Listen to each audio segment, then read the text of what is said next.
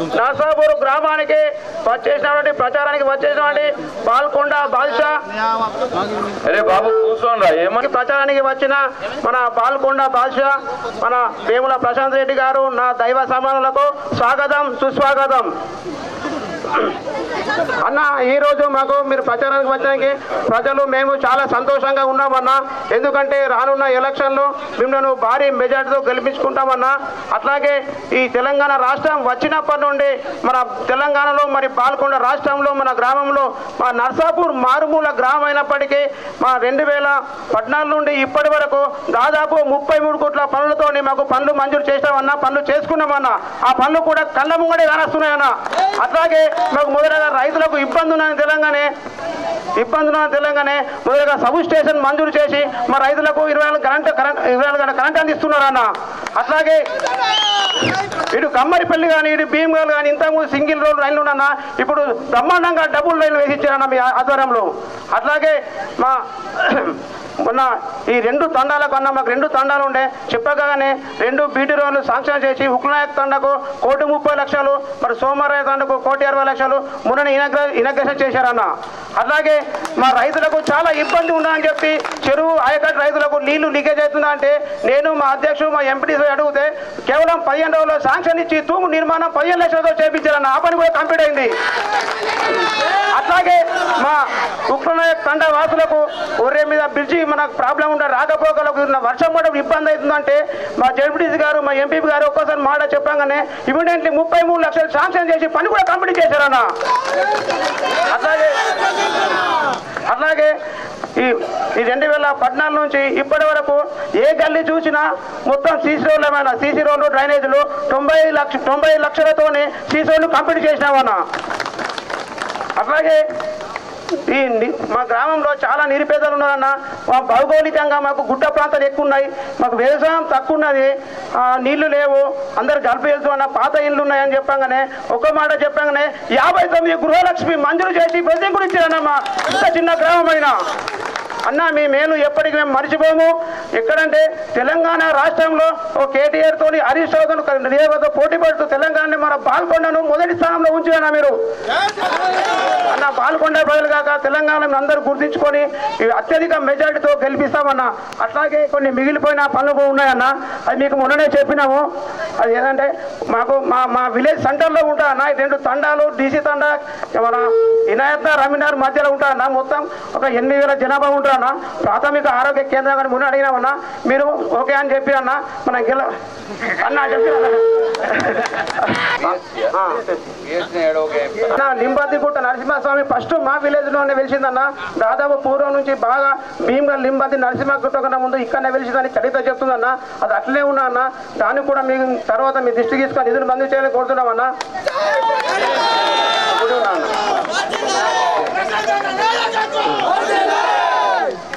అట్లాగే మన నర్సాపూర్ నుండి మన భీమ్గల్ కానీ ఇటు భీమ్నగర్ కానీ కారపల్లి వెళ్ళడానికి మనకు మెండోరా రోడ్డు ఉన్నా అన్న. అది మామూలు మట్టి రోడ్డు ఉన్నా అన్న. మాకు నర్సాపూర్ నుండి మెండోరా భీమ్గల్ అటు కనుక చెప్తున్నాం అన్న. అది కూడా ఒకసారి చేయాలన్న.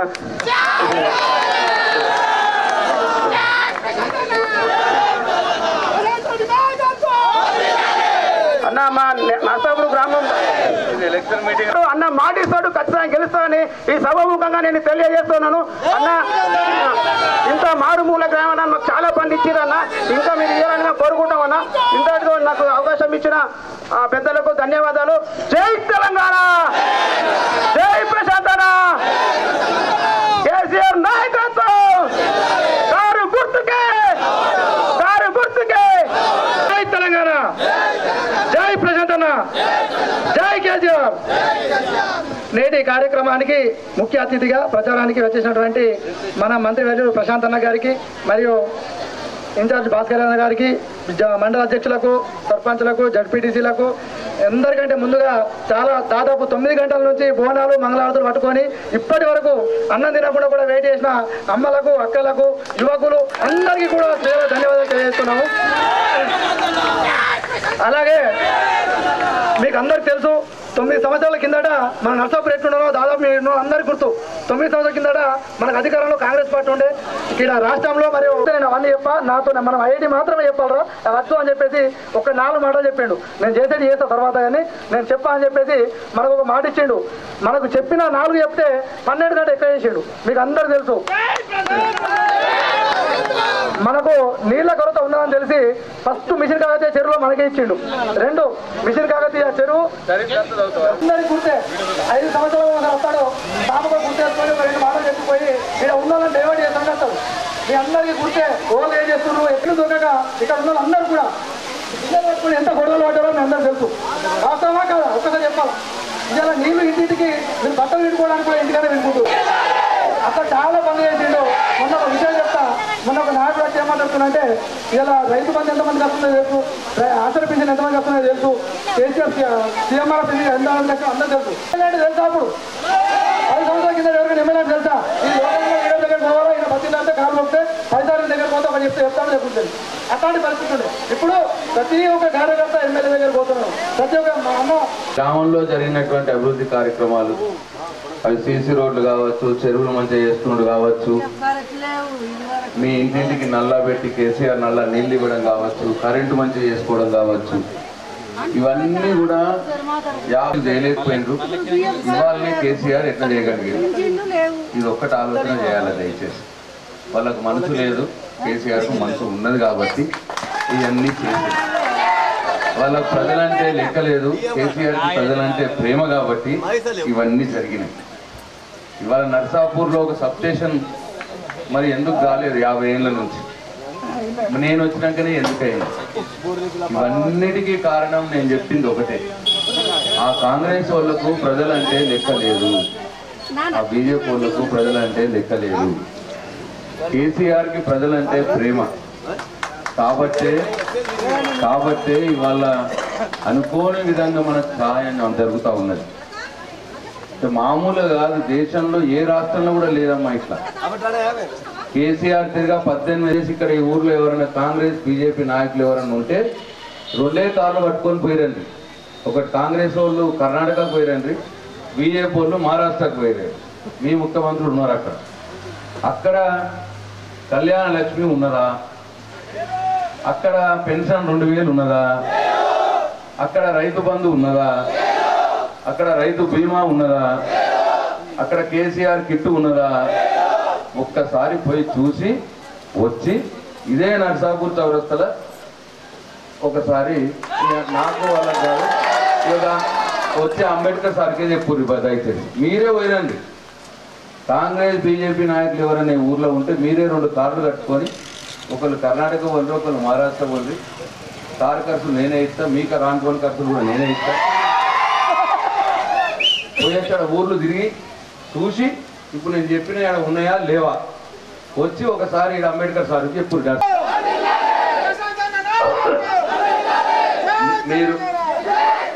మీరు చెప్పిన అక్కడ చూసొచ్చి చెప్పిన నిజం మీరు అంబేద్కర్ సార్ చెప్తే అంబేద్కర్ సార్ని అర్థం వినము. సీసీ రోడ్డు చూస్తూ ఏం కాలేదు, కళ్యాణ లక్ష్మి చెక్కులు చూస్తూ ఏం కాలేదు, రైతు బంధు బ్యాంకులో మీ బ్యాంకులో కూడా పైసలు పడ్డాక కూడా ఏం రాలేవు అని అంటే ఎవరేం చెప్పాలి? వాళ్ళకి ఇంతకెళ్ళి ఇస్తున్నాడా అని ఒకడు ఇక రాయి తీసుకొని నెత్తివల్ల పట్టుకోవాలి. ఇప్పుడు మాటలా అవి పద్ధత అది. కాబట్టి జరిగినవన్నీ తమ్ముళ్ళు చెప్పేసాడు, నేను చెప్పా. ఇప్పుడు జరగబోయేది చెప్తా. కేసీఆర్ని గెలిపిస్తే ఏం చేస్తారో, కేసీఆర్ ప్రభుత్వం రాగానే మళ్ళీ ప్రభుత్వం రాగానే ఒక 5-6 విషయాలు చేస్తా అంటున్నాడు. ఒకటి, ఎట్లనైతే భూమి ఉన్న రైతు చనిపోతే రైతు బీమా 5 లక్షల రూపాయలు ఎట్లనైతే ఇస్తున్నాడో, భూమి లేని పేద కుటుంబ పెద్ద కూడా చనిపోతే ఆ కుటుంబానికి కూడా 5 లక్షలు కేసీఆర్ బీమా ఇస్తానని అంటున్నాడు. అంటే భూమి లేని వాళ్ళు ఇంకా కూడా దురదృష్టవశాత్తు కుటుంబ పెద్ద చనిపోతే 5 లక్షల రూపాయలు 10 రోజుల లోపల కేసీఆర్ బీమా చెక్ వస్తుంది. ఇది ఒకటి పేదవారి కోసం. ఇంకోటి పేదవారి కోసం 2, కొన్ని ఇళ్లలో పెన్షన్ రాని ఇల్లు ఉంటుంది, రైతు బంధు రాని కూడా ఇల్లు ఉంటుంది, ఏమి రాని ఇల్లు ఉంటుంది కొందరు. ఆ ఇంట్లో ఉన్న మహిళకు, ఏమీ రాని ఇంట్లో ఉన్న మహిళకు సౌభాగ్య లక్ష్మి పేరు మీద 3,000 రూపాయలు నెలకు పంపిస్తా అంటున్నారు. ఇది దీంట్లో ఎవరెవరికి ఏది మ్యాచ్ అయినది? నరేంద్ర మోడీ ఎక్కేటప్పుడు 450 ఉండే ఈ బీజేపీ ఆయన. పాపం పెంచినట్టు పెంచి 1200 చేసేది. ఇప్పుడు సరే ఏం చేస్తాం, అది వాళ్ళ చేయిలో ఉంటుంది, మన చేయిలో ఉండదు. కాబట్టి ఇప్పుడు కేసీఆర్ ఏమంటున్నాడంటే మీరు 400 రూపాయలే కట్టుర్రి, మిగతా 800 నేను నరేంద్ర మోడీకి కడతా అని అంటున్నాడు. మీరు 400 రూపాయలు కడితే ఇది 3.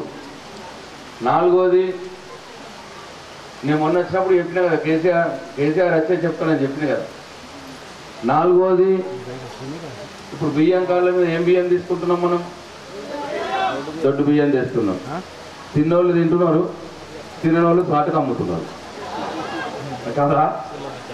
అమ్ముతారు ఆ సాటుకు. ఈ సాటుకు అమ్మే పని కేసీఆర్ తెలిసింది. ఇట్లా అమ్ముతున్నారట. ఇక అమ్మి మళ్ళీ దాంట్లో కొన్ని పైసలు వేసి మళ్ళీ సన్నం బియ్యం కొనుక్కుంటున్నారట. ఇదంతా ఎందుకు రపరప?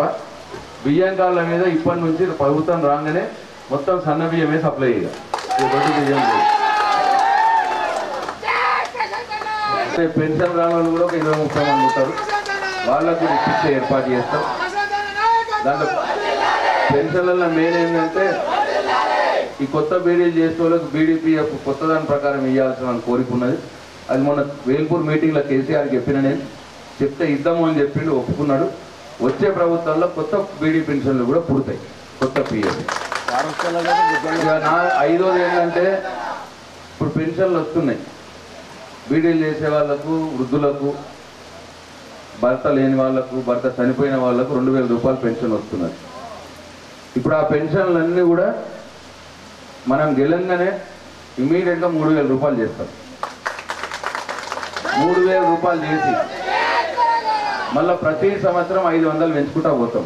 2వ సంవత్సరం 3,500, 3వ సంవత్సరం 4,000, 4వ సంవత్సరం 4,500, 5వ సంవత్సరం 5,000 రూపాయలు. అంటే 2,000 రూపాయలది నేను మళ్ళీ ఎలక్షన్లకు మళ్ళా తప్ప నేను ఇట్లా మాట్లాడటానికి వస్తా కదా, అప్పటికి 5,000 రూపాయలు అవుతుంది పెన్షన్. కాకపోతే నర్సాపూర్లకు నన్ను రానియప్పుడు అడ్డదిద్దని చెప్పి ఇలక్కల పడ్డారు.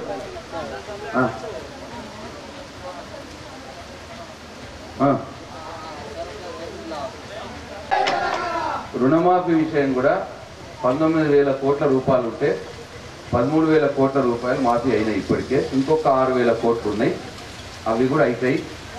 ఇదంటే ఇప్పుడు అన్ని బయటకు ఎప్పుడైన విషయాలు ఉన్నాయి.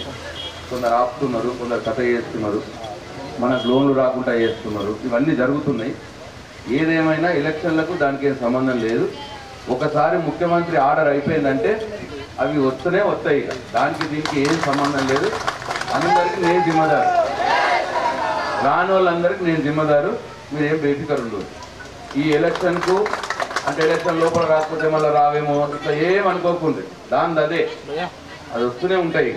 పైసలు ఎట్లట్లు వస్తే అట్లా వేస్తూనే పోతారు. నువ్వు మాత్రం అసలు గట్టకు బ్యాంక్ వాడికి చెప్పి నేను కట్ట ఏం చేసుకుంటావు చేసుకోను. అయినాయి కదా. మళ్ళా రైతుల విషయం 12,000 రూపాయలు, మళ్ళా 2వ సంవత్సరం 13,000 ఎకరానికి సంవత్సరానికి, 3వ సంవత్సరం 14,000, 4వ సంవత్సరం 15,000, 5వ సంవత్సరం 16,000 రూపాయలు అయితే రైతు బంధు ఎకరానికి 16,000 రూపాయలు. మళ్ళా తప్ప నేను ఇట్లా మాట్లాడటానికి వస్తా కదా ఎలక్షన్లకు, కాకపోతే నన్ను ఊళ్ళకి రానియచ్చు. ఇప్పుడు ఇవన్నీ కొత్తవి చేస్తా అంటున్నారు. ప్రతి సంవత్సరం పెంచుకుంటా పోతాం. కేసీఆర్ ఎప్పుడైనా అట్లనే చేసాడు. మీకు గుర్తుంటే 200 పెన్షన్ ఉన్నప్పుడు 1000 ఇస్తా అన్నాడు. ఒక దఫ గెలిపించడం 1000 ఇచ్చిండు. మళ్ళా దఫ గెలిపి 2,000 ఇస్తా అన్నాడు. గెలిపించడం 2,000 నిరంజకి ఇచ్చిండు. అందుకే ఇప్పుడు మళ్ళీ గెలిపిస్తే 3,000, మళ్ళీ ప్రతి సంవత్సరం పెంచుకుంటా పోతాం. ఇట్లా లెక్క ప్రకారం ప్రతి అలా ఇంత ఇస్తా అంత ఇస్తా అని ఎలకల పడ్డాడు. ఇప్పుడు కర్ణాటకలో ఎలకల పడ్డాడు కాంగ్రెస్ వాడు. మొన్ననే 2 నెలలు అయింది గెలిచి. అది ఇస్తా ఇది ఇస్తా అన్నది ఏది లేదు, బోర్రబక్కల పడ్డాడు అయిపోయింది. రైతులకైతే 7 గంటల కరెంటు, 2 గంటలు సరిపోతలేదు, నేను 10 గంటలు ఇస్తా కరెంటు అని చెప్పిండాడు. నాకు ఓట్లేయండి, చేతి గుర్తు కోటేరి 10 గంటల కరెంట్ ఇస్తామని చెప్పింది. కర్ణాటక ప్రజలు నమ్మిరు, ఓట్లేసిండు, గెలిచిండు వీడు. గెలిచి 2 నెలలు అయింది. ఒప్పుకున్న 10 గంటలు గంగలవాడని ఉన్న 7 గంటలు కూడా ఎత్తేసిండు. 5 గంటలు ఇస్తుంది. ఇప్పుడు ఉన్న 7 దయచేసి జరిగిన అన్ని మీ కళ్ళ ముందే ఉన్నాయి, అన్ని చెప్పారు. రేపు పొద్దున జరగబోయేది కూడా మీకు నేను చెప్పిన. మరి ఇన్ని చేస్తున్న కేసీఆర్ని నన్ను మీరు కారు గుర్తు కోటేసి సాదుకుంటారా లేకపోతే వేరే వాళ్ళు కోటేసి చంపుకుంటారా మీరే నిర్ణయం తీసుకోవాలని చెప్పి నేను నర్సాపూర్ నా అక్క చెల్లెళ్లకు నా అన్న తమ్ములకు అందరూ కూడా మనవి చేస్తూ సెలవు తీసుకుంటున్నా. జై తెలంగాణ, జై కేసీఆర్. కారు గుర్తుకే, కారు గుర్తుకే.